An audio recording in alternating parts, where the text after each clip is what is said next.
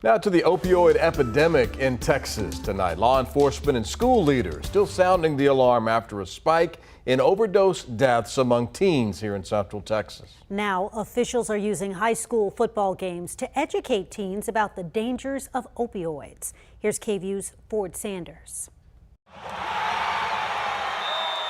A new setting for a different kind of education. When we have our biggest crowds together in every community really is at a football game. A vital lesson being shared at Chaparral Stadium Thursday night. He felt like it would be a positive thing for us to get those handed out to all the people who are attending the game tonight. Eanes ISD is one of the many Texas school districts participating in Friday Night Lights against opioids. Texas Attorney General Ken Paxton's office launched the program to curb prescription drug misuse among teens. It is my hope and prayer that this program will aid in fighting the opioid epidemic that has claimed far too many young lives across our great state.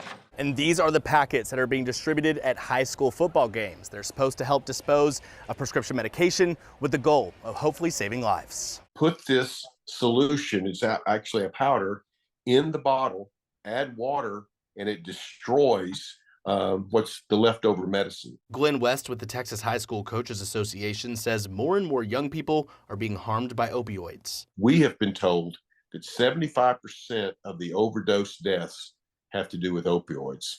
So it's just really at a crisis state. So Eanes ISD plans to pass out the disposal packets at the end of games in the hopes of protecting young people in the community. And hopefully they become more aware and conscious of the dangers of experimenting with drugs that were not prescribed to them for a medical reason. In Austin, Ford Sanders, KVUE News.